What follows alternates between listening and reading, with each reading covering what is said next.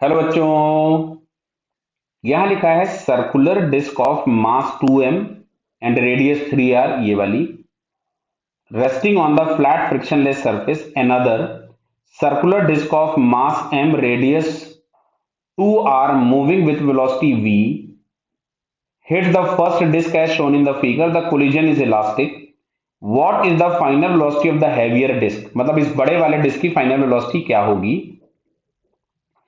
ये two dimensional collision, इसमें मुझे प्रॉपर ज्योमेट्री चाहिए, तो इसके लिए मैं डायग्राम अलग से बनाता हूं आपके लिए। देखिए इधर कि मैं पहले मैंने बड़ा वाला डिस्क बना दिया जिसका रेडियस दिया गया है 3r। क्लियर? ये 3r रेडियस है इसकी। यहां पे मैं ये छोटा वाला डिस्क बना रहा हूं जिसका रेडियस है r, और ये इस डायरेक्शन में मूव कर रहा था किसी भी वेलोसिटी u से। अच्छा, ये जो डायरेक्शन और इसके बीच में जो डिस्टेंस दिया हुआ है, ये डिस्टेंस दिया हुआ है 4r। अब अगर मैं दोनों के सेंटर से ज्वाइन कर दूं तो दोनों के सेंटर से ज्वाइन करने पे जो सेपरेशन आना चाहिए वो आएगा 5r। क्यों? एक का रेडियस दिया है 3r और एक का रेडियस दिया है 2r, तो ये हो गया बटा 5r। इस वाले एंगल को अगर मैं कुछ भी लिख लेता हूं, मान लो थीटा, तो यहां से हमारे पास cos theta is equal to 4/5, तो थीटा इज इक्वल टू हम लोगों को मिल गया 37। क्लियर है? और ये होगा लाइन ऑफ कोलिजन। जो भी इंपल्स होता है या जो भी मोमेंटम के एक्सचेंज होते हैं वो केवल और केवल लाइन ऑफ कोलिजन के लॉन्ग ही होते हैं। तो ये एंगल अगर 37 है तो ये वाला एंगल हम लोगों के पास 53 डिग्री होगा। तो इनिशियल वेलोसिटी का जो कंपोनेंट लाइन ऑफ कोलिजन के लॉन्ग है इधर की तरफ में, इधर, ये हम लोगों के पास है कितना, u cos 53। कितना है? u cos ऑफ 53, जिसको हम लोग लिख सकते थे 3u/5। तो अब अच्छा, मैं लाइन ऑफ कोलिजन के लॉन्ग मोमेंटम कंजर्वेशन और लाइन ऑफ कोलिजन के long he coefficient of restitution, तो इनिशियल मोमेंटम हो गया m, क्योंकि छोटे वाले का मास m दिया हुआ था, तो m into initial velocity along the line of collision is equals to, finally हमने मान लिया कि ये इधर जाने लग गया किसी v1 से और ये इधर जाने लग गया किसी v2 से। क्लियर?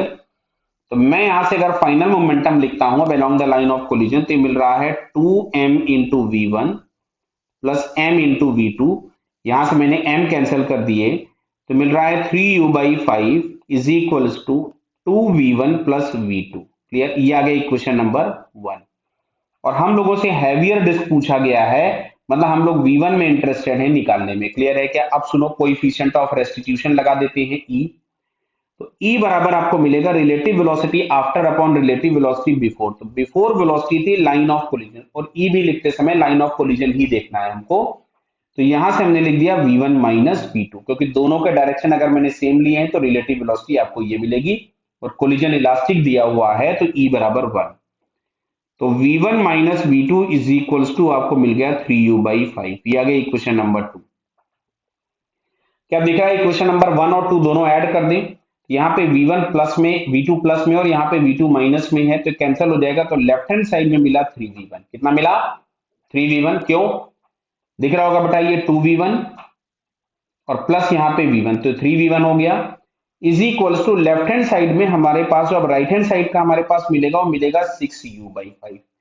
तो यहां से v1 इज इक्वल्स टू मिलता है 2u/5, मतलब जो हैवियर डिस्क है उसकी फाइनल वेलोसिटी हो जाएगी 2u/5।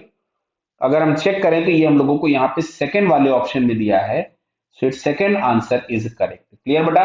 Okay, all the best.